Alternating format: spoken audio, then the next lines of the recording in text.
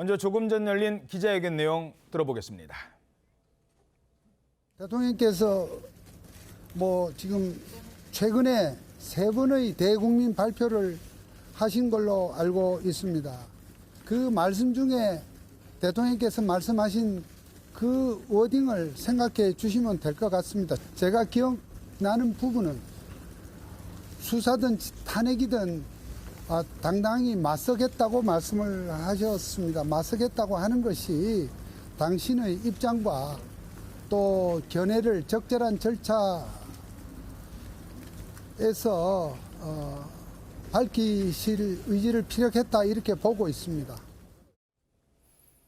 자, 의지를 피력했다.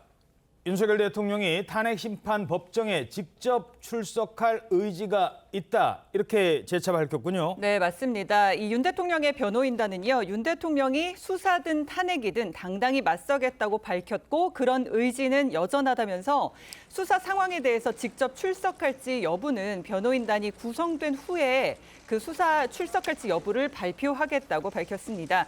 이 석동현 변호사는 오늘 오전에 외신 기자회견에서 또 이런 이야기를 전했고요. 조금 전 오후 2시부터 기자회견을 열고 지금 기자들의 질의응답에 계속 응하고 있는 상황입니다. 그러면서 이 변호인단이 구성된 후에 수사기관 출석 여부를 밝히겠다라고 말을 하면서 최적의 변호인단을 구성하기 위해 준비 중이라고 덧붙였습니다. 그리고 윤 대통령이 계엄으로 국민을 놀라게 한 것은 이미 사과를 했다. 앞으로 기회 절차가 있으면 또 하겠다. 그런 송구한 마음에는 변함이 없다고 말을 했고요. 윤 대통령은 당시 정치인 등의 체포 지시를 했다고 알려져서 논란이 된 것과 관련해서는 체포의 채자도 말한 적이 없다. 체포라는 용어는 쓴 적이 없다. 그리고 계엄 당시 절대 시민과 충돌하지 말라는 지시를 했다고 윤 대통령이 직접 이야기를 했다고 이 변호인단이 말을 했습니다. 그러면서 예고한 다음에 하는 내란이 어디 있느냐면서 당시 망국적 비상 상황을 인식해 국정 정상화를 위해서 계엄이 필요하다고 생각했다고 전했습니다. 바로 이 가장 쟁점이 되고 있는 내란 혐의에 대해서 지금 입장을 밝혔는데요. 다시 한번 그 부분 들어보겠습니다. 제가 확실히 말씀드릴 수 있는 것은 대통령이 그날 대통령도 법률가입니다. 뭘 체포를 해라, 끌어내라 하는 그러한 용어를 쓰신 적은 없는 것으로 없다고 들었습니다. 대통령의 그 선포 기자회견을 통해서 비상계엄을 선포했는데 정말 이걸 내란으로 본다면 내란을 예고하고 하는 내란을 이 어디 있나. 그리고 또 헌법 절차에 따라서 국회가 2-3시간 만에 계엄 해제를 요구한 사항 역시 헌법 절차에 대통령으로서 따랐습니다. 그러니까 그만두는 내란이 어디 있나. 이런 생각을 하시고.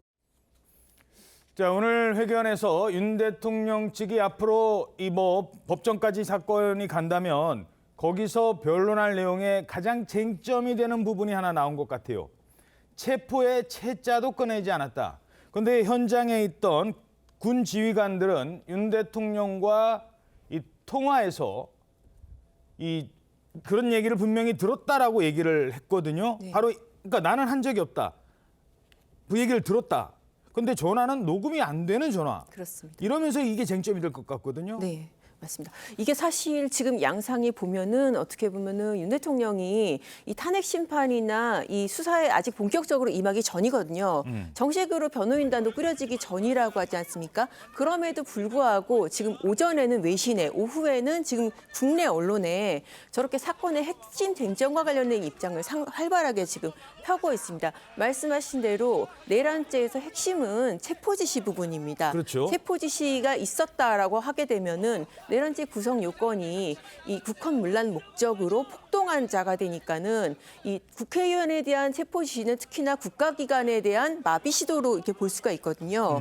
그래서 그 부분이 굉장히 핵심적인데 이 부분부터 바로 지금 대통령의 입장을 전달했습니다. 체포 지시, 체포 얘기를 아예 꺼낸 적이 없다.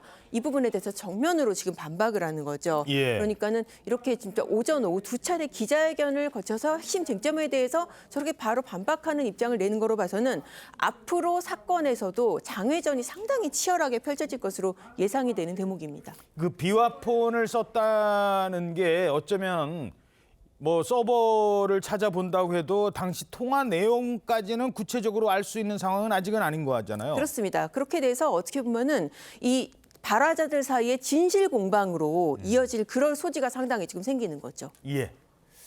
자, 윤 대통령에 대한 수사는 공수처로 이첩이 됐고 공수처가 소환 조사 일정을 다시 검토하고 있습니다. 이러자 일각에서는 윤 대통령 측이 직무정지 상태잖아요. 근데 이 직무정지 해제를 위한 가처분 신청을 할 가능성이 제기되고 있답니다. 왜 이런 얘기가 나오는 거죠? 이 국회에서 탄핵 소추안이 가결되면 피소추자는 즉시 직무가 정지됩니다. 그런데 이 직무 정지 상태를 임시로 풀어달라는 신청, 즉 직무정지 해제 가처분 신청이 거론되고 있습니다. 헌재 탄핵 심판 선고 시기를 늦추기 위해서 전략적으로 검토할 수 있다는 관측이 나오고 있는 것인데 헌재가 만약 탄핵 심판에서 이 가처분을 받아들인다면 윤 대통령은 탄핵 심판 재판이 진행되는 동안에도 직무를 그대로 수행할 수 있게 됩니다. 최근 탄핵 소추된 감사원장과 서울중앙지검장도 이 직무정지 상태를 해제해달라는 가처분 신청을 연달아 헌재에 낸 상태입니다. 예.